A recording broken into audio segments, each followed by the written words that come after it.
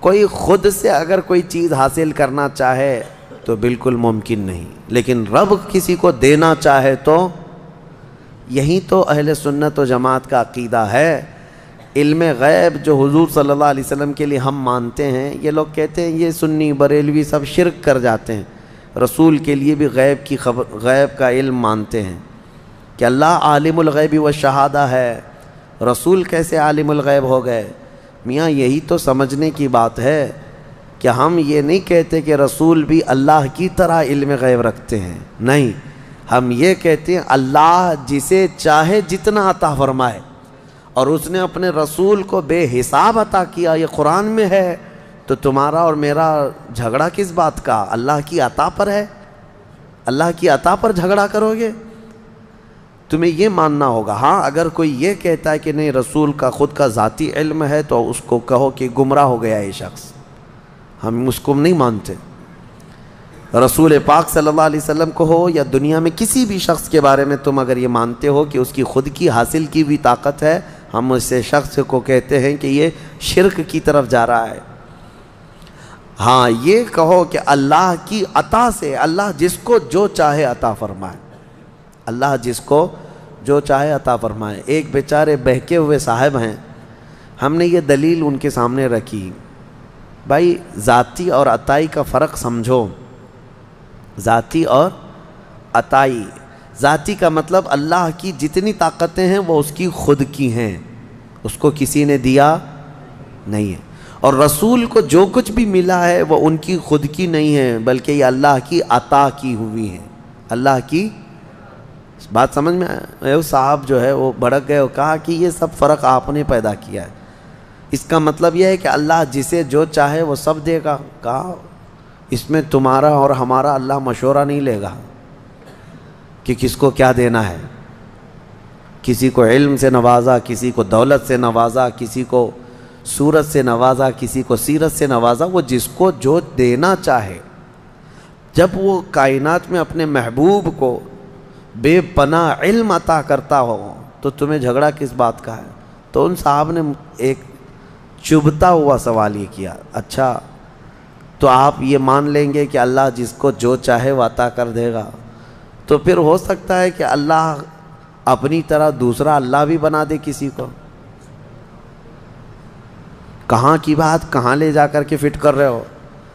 ہم نے پوچھا کہ اپنی طرح اللہ بنانے کا مطلب کیا ہے آپ کا؟ اپنی طرح ایک خدا، اور یہ ایتھسٹ لوگوں کا سوال ہے جو ملحد ہیں۔ ہم نے ان سے کہا کہ ٹھیک ہے آپ کہنا کیا چاہتے ہیں؟ یعنی اللہ دوسرا خدا بنا سکتا ہے؟ یعنی دوسرا خدا؟ تو میں ہی آپ سے سوال کرتا ہوں، چلیے آپ کے حساب سے اگر خدا نے دوسرا خدا بنایا تو مجھے یہ بتاؤ یہ دوسرے نمبر والا خدا، اس کے بارے میں عقیدہ کیا ہونا چاہیے؟ ہمارا عقیدہ یہ ہے، ہمارا عقیدہ خدا کے بارے میں کیا ہے وہ سنو۔ دوسرا کیوں نہیں بنا سکتا اللہ؟ دوسرا اگر بنایا تو اس کے بارے میں جب بھی تم کہو گے تو یہ کہو گے یہ خدا کا، یہ پہلے والے خدا کا بنایا ہوا ہے۔ کیا کہو گے؟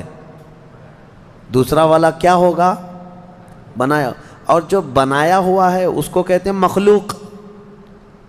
جو چیز بنی ہوئی ہے اس کو کیا کہتے ہیں؟ مخلوق۔ مخلوق کبھی خالق ہو ہی نہیں سکتا۔ مخلوق ہونا ایک ایسا عیب ہے کہ وہ خالق میں نہیں آ سکتا، خدا میں نہیں ہو سکتا۔ اگر وہ خود پیدا ہوا ہے کسی سے تو پھر ہم اس کو خدا مانتے ہی نہیں، ہم اس کو خدا مانتے ہی نہیں۔ ہم خدا جس کو مانتے ہیں وہ لم یلد ولم، وہ کسی سے پیدا ہوا ہی نہیں اور نہ اس سے کوئی پیدا ہوگا۔ بہرحال یہ بھونڈے جو سوالات ہیں یہ شیطانی دماغ کی پیداوار ہے۔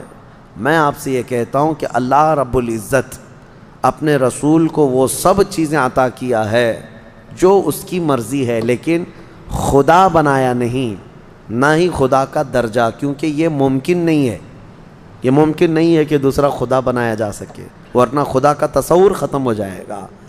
ہاں اسی لیے ہم اکثر میں یہ شعر پڑھتا ہوں، میں مانتا ہوں اے عقل والو میرا محمد خدا نہیں ہے، مگر دلوں میں یہ نقش کر لو کہ وہ خدا سے جدا نہیں ہے۔ بس اتنا ہی عقیدہ ہے۔ سورہ نجم کی تلاوت، پھر اس کے بعد سورہ قمر کی ہم نے تلاوت کی ہے۔ سورہ قمر میں اللہ تعالیٰ نے حضرت نوح علیہ السلام کی قوم پر جو عذاب آیا اس کا ذکر فرمایا، طوفان نوح جو آیا تھا، فدعا ربہ انی مغلوب فانتصر۔ حضرت نوح علیہ السلام یہ وہ نبی ہیں جن کو اللہ نے 950 سال کی عمر عطا کی۔ کتنے؟ 950 سال، اور وہ تبلیغ کرتے رہے 950 سال کوئی چیز ہے؟ آپ اندازہ کر سکتے ہیں۔ اور 950 سال تبلیغ کرنے کے بعد ان کی تبلیغ سے صرف 80 لوگ ایمان لائے تھے۔ ان کی بیوی بھی کافرہ تھی، ان کا بیٹا کافر تھا، وہ ایمان نہیں لائے۔ مایوس ہونے کی ضرورت نہیں میرے عزیزو، یہاں جمعہ 8 دن ہوتے ہیں دعوت دیتے ہوئے لوگوں کو، اور پھر تھک جاتے ہیں، ہماری تو کوئی سنتا ہی نہیں ہے۔ وہ 950 سال تک تھکے نہیں اللہ کے نبی۔ دین کی دعوت ایسا نہیں ہے کہ تم سوچتے ہو ابھی میں دعوت دوں ابھی فوراً یہاں اثر ہو جانا چاہیے، انگریزی دوائیوں کی طرح سمجھتے ہو، ادھر گولی دیا ادھر بخار اترنے لگ جائے۔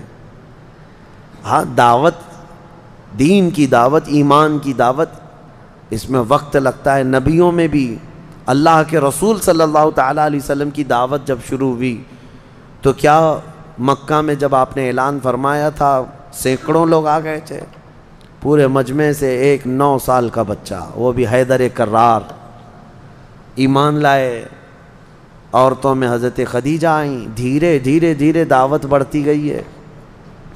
دین کی باتیں آپ دوسروں تک پہنچائیں، اچھائی کا حکم دیتے رہیں، اور مایوس نہ ہوں کہ میری کوئی سنتا نہیں۔ وہ اللہ کی مرضی ہے، جب چاہے ان کے دلوں میں بات ڈال دے گا، تم اپنے کام جاری رکھو۔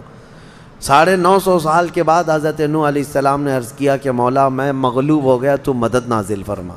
تو اللہ تعالیٰ نے فرمایا ٹھیک ہے نوح، تم ایک کشتی بناؤ، کشتی بناؤ، ہم دنیا میں پانی بھیجنے والے ہیں۔ یہ اللہ کے نبی کو معلوم تھا۔ حضرت نوح علیہ السلام نے اپنی قوم کو ڈرایا بھی کہ اللہ کا عذاب آئے گا۔ وہ مذاق اڑاتے تھے حضرت نوح علیہ السلام کا، بہت مذاق کرتے تھے۔ کبھی کبھار تو ایسا تھا کہ حضرت نوح علیہ السلام کو مارتے تھے، پورا دن آپ بے ہوش ہو جاتے تھے، اور ان کے مارنے میں مدد ان کی بیوی کرتی تھی، کافروں کو حضرت نوح علیہ السلام کی خبر دیتی تھی، مدد کرتی تھی۔ بہرحال حضرت نوح علیہ السلام نے کشتی بنانا شروع کیا۔ وہ اتنی بڑی کشتی تھی لکڑی کی، جس کو عام طور پر ڈھکیل کے بھی لے جایا نہیں جا سکتا تھا، وہاں کوئی آس پاس سمندر اور ندی بھی نہیں۔ اس پر بھی لوگ مذاق اڑانے لگے کہ خشکی میں اتنی بڑی کشتی بنا رہے ہو، اس کو اٹھا کر سمندر تک لے جاؤ گے کیسے؟ انہوں نے کہا اس وقت بھی کہ آ جاؤ میری کشتی میں، اگر اللہ کا عذاب آیا تو تم سب ہلاک ہو جاؤ گے۔ وہ سب مذاق اڑاتے تھے، کون سا عذاب، کیسا عذاب؟ تو پھر اللہ فرماتا ہے فَفَتَحْنَا أَبْوَابَ السَّمَاءِ بِمَاءٍ مُنْهَمِرٍ، ہم نے آسمان کے سارے دروازے کھول دیے پانی سے۔ وَفَجَّرْنَا الْأَرْضَ عُيُونًا، اور پھر ہم نے زمین کو پھاڑ دیا کہ زمین پانی اگلنے لگ گئی۔ فَالْتَقَى الْمَاءُ عَلَى أَمْرٍ قَدْ قُدِرَ، پانی بڑھتا گیا اتنا کہ آسمان سے بھی برستا تھا، زمین سے بھی نکلتا تھا۔ میرے عزیزو، آپ نے تو ممبئی میں باڑھ دیکھی ہے، سیلاب دیکھی ہے، یہاں پانی جب بھر جاتا ہے تو موت گلے تک آ جاتی ہے، خوف طاری ہوتا ہے۔ یہ تو ہلکا پھلکا پانی، 1 مالا ڈوبا ہوگا، کسی کا 2 مالا، لیکن وہ نوح علیہ السلام کے زمانے میں جو طوفان آیا، زمین کا کوئی پہاڑ بھی باقی نہیں تھا، اس کے اوپر پانی جا چکا تھا، زمین پر کوئی پہاڑ بھی باقی نہیں تھا۔ جو کفار آپ کی کشتی میں نہیں آئے وہ سب غرق ہوئے، یہاں تک کہ ان کا بیٹا جو کشتی میں نہیں آیا، آپ نے فرمایا تھا یا بنی ارکب معنا ولا تکن مع الکافرین، اے میرے بیٹے آ جا، ہمارے ساتھ سوار ہو جا، کافروں کے ساتھ مت جا۔ اس نے کہا تھا قال سآوی الی جبل یعصمنی من الماء، میں ایک پہاڑ کے اوپر جاؤں گا، مجھے پانی سے میں بچ جاؤں گا۔ اللہ نے فرمایا لا عاصم اليوم، آج کے دن کوئی بچانے والا نہیں ہے تمہیں، سب ختم ہو گئے۔ حضرت نوح علیہ الصلاۃ والتسلیم کی کشتی میں جتنے لوگ سوار تھے، یہ کشتی تقریباً 40 دن تک روئے زمین پر، پانی پر تیرتی رہی۔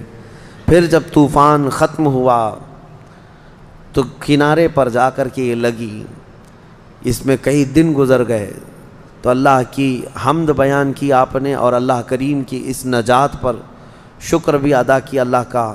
وہ 10 محرم کا دن تھا۔ تو نوح علیہ السلام کی قوم پر آیا ہوا عذاب کا ذکر سورہ قمر میں اللہ تعالیٰ نے فرمایا ہے۔